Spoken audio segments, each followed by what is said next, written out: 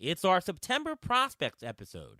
We'll talk about a number of players who can make an impact this year and set you up for 2022 and beyond. Rotowire's James Anderson joins us next on Beat the Shift.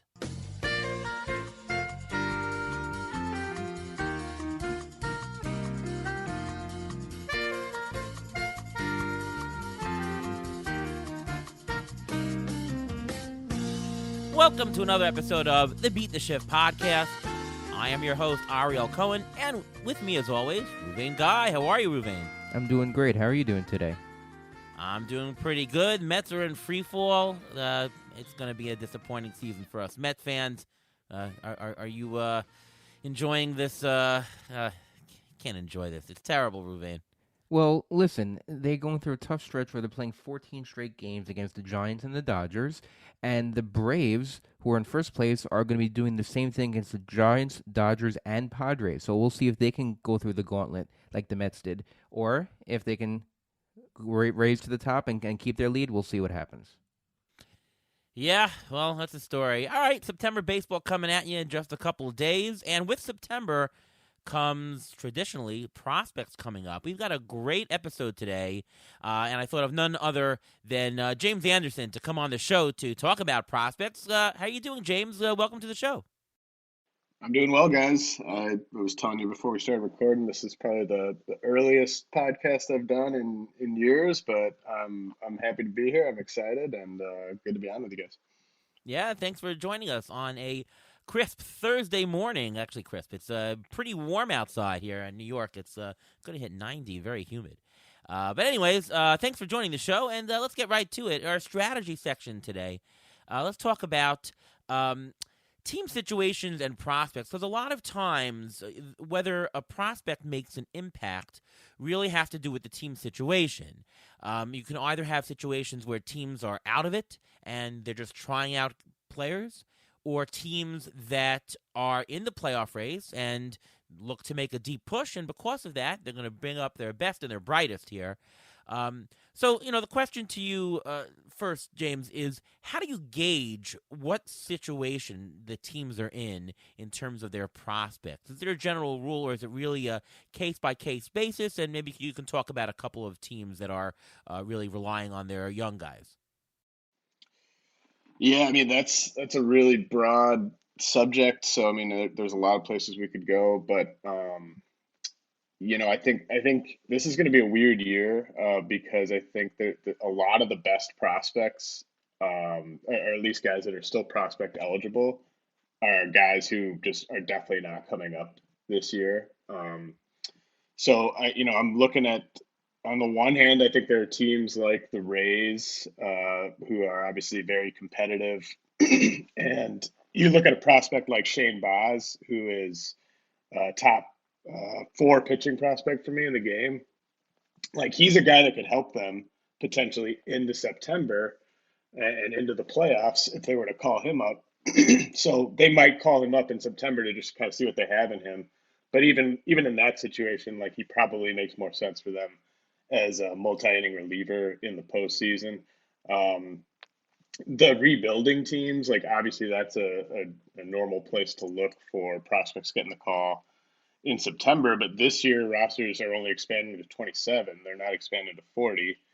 And a lot of the rebuilding teams, like the Orioles, for instance, like, they have a lot of good prospects, but they are like hard and fast manipulating the service time on these guys. They don't want to start their clocks before they're ready to, and that might be next year, but it's definitely not going to be the end of this year. Um, I think there is one big prospect that we could see come up on a rebuilding team, and that would probably be Bobby Witt. Um, I think there's a decent chance we see him in the next week or so.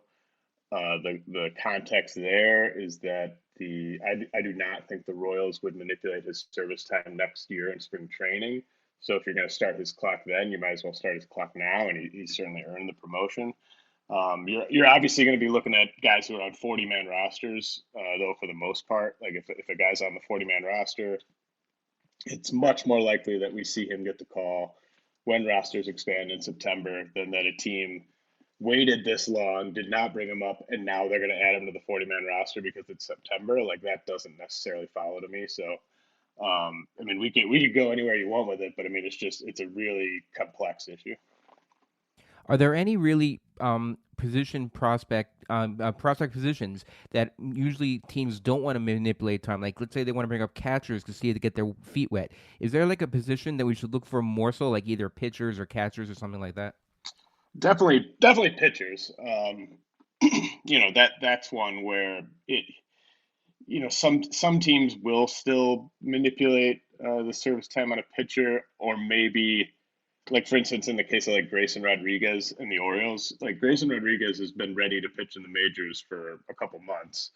Uh, they're not bringing him up.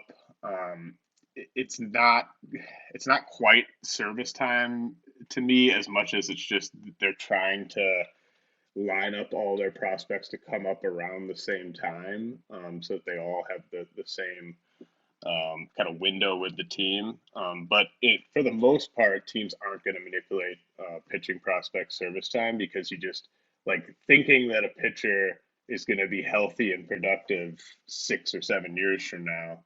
I mean, that's just highly unlikely in a lot of cases, and pitchers usually have a bit more of a learning curve, at least in my experience. Like the top prospects, like hitters, can often like hit the ground running, or at least kind of get their legs under them, like 200, 300 plate appearances into their career. A lot of times with the best pitching prospects, it takes multiple years for them to start to live up to their hype, and so you might want to start that a little bit sooner. They're only going to learn how to get better in that environment. So I think pitchers, you're not going to see them kept down for service time reasons as often. But it's a sad state of affairs. I mean, I think it's with position players, it's more about which team are we talking about than which position does the guy play, because there are certain teams that are just extremely shameless when it comes to me playing service time, and there are other teams that are much more willing to kind of do right by the player, like we saw with the San Diego Padres and Fernando Tatis Jr. a couple years ago when he broke camp with the team. Like the Padres are an example of an organization that's not going to play those types of games. I think there are some other teams like that, but for the most part, with the very best position player prospects, teams are going to manipulate their service time. Yeah, no, it's a great point. We had COVID last year, and we only had a 60-game season. How does that affect the way that prospects come up this year? Because obviously, there was no minor league season last year, so less time for development, and especially for pitchers, they didn't have the opportunity to really ramp up their innings. How do you think that all affects prospects for this year in 2021? It probably won't a ton, just because they're stretching the minor league season. Like I think the AAA minor league season runs almost to the end of September, so you're not like getting the benefit of, well, this guy doesn't have any games to pitch in, so let's bring him up and keep working on those innings. Um, I think you're going to see, like, I think this is going to be the best Arizona Fall League crop of prospects that maybe we've ever seen, because teams are going to use that as an avenue to get these guys more reps to make up for the lost time. But especially with it only being 27-man rosters and not 40-man rosters, I I don't think it's going to make a huge impact.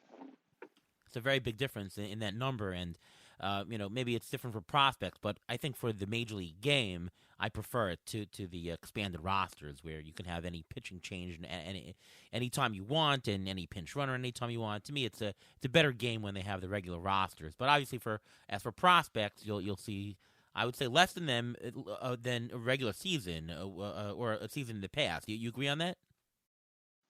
Yeah, no, I think, and it's kind of, a little bit of this is sort of just random, that a lot of the guys who might have been up later in the season have already debuted. A lot of them, guys like Wander Franco, like there's a ton of prospects that have debuted this year already. And then there's this next wave of guys who are at like high A, double A. Like my top my top like 20 or so, it's all these hitters who are mostly at high A, double A, a few at triple A, but we're not ready for this next big wave of impact guys. That last wave kind of debuted this year, and they're already up. You're all familiar with them. There's another wave coming, but these guys aren't quite ready for prime time. So you don't think there's going to be another Randy Rosarina splash on the scene this year? Is that even possible again this year? Well, like I said, I mean, I think Bobby Witt is the guy to look for. Um, if I were to throw out another one, maybe Josh Lowe with the Rays. But again, I mean, it's the Rays, and they're gonna platoon. At best he'd play like 4 or 5 days a week, I think, early on. So Bobby Witt is the guy to me. Like I think he's my number two prospect. He's in a tier of two with just him and Julio Rodriguez at the very top. Like he's an elite prospect. He's a number one caliber prospect. He's perfect for fantasy. Big time power, big time speed. He's going to strike out a decent amount, but he's a guy that could swing some leagues. Like if he just catches lightning in a bottle over the last month and does get the call, that could be extremely impactful. Josh Lowe has some power and some speed as well, which makes him exciting. But again, I don't know if the plate appearances will be there for him. But yeah, I mean, after those guys, I just don't think there's anyone who is likely to come up and also has the talent to really make that type of an impact. Right.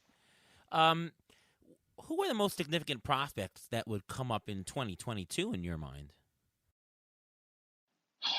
It's going to be a fun year. I think we're going to see a ton of impact guys come up. I think we'll see Julio Rodriguez at some point. If we haven't seen Bobby Witt this year, we'll see him very early in the season. I think we'll see Brendan Davis with the Cubs at some point. You're probably going to see Riley Green and Spencer Torkelson with the Tigers get up here. I would think a lot of these guys I think are sort of trending towards maybe like an early June promotion for Super 2 manipulation. Adley Rutschman, like the Orioles have really been dragging their feet on Adley Rutschman. Like he probably should have been up a couple months ago this year, but they've really been manipulating his service time. So I think we'll see him fairly early next year. Um, one kind of sleeper who a lot of people haven't necessarily been talking about, but who I'm pretty high on is Pedro Leon with the Houston Astros. He's got big time power, big time speed. He profiles as their shortstop of the future once Carlos Correa presumably leaves in free agency. And I think he could be up fairly soon. We're going to see a lot of these guys in the Arizona Fall League. And so that'll be kind of, that's often referred to as like the finishing school for prospects. And the ones who really impress there and then maybe head to AAA for the start of the season, those are the ones to watch for an early impact. But I mean, I'm looking like on my top 400 prospect rankings on Rotowire, you can filter by ETA, and I've got it filtered for 2022. I mean, there are a ton of guys that are going to be up next year who are very high in my rankings. So it should be another fun year in that regard. Obviously, they're not all going to pan out, and you're going to have to wait a couple months on a lot of them. But most of the guys in my top like 7 or 8 are going to debut next year. Yep, and I plan to be at the Arizona Fall League this year with Baseball HQ's First Pitch Arizona. If you haven't been to that, it's a great time. I've been to the Florida one, but I'm excited to come to the Arizona one to see the guys in person and take a look at Baseball HQ's website for more information on that. Before we go any further and before drilling down into some of these prospects, it's time for the Injury Guru's Trivia of the Week.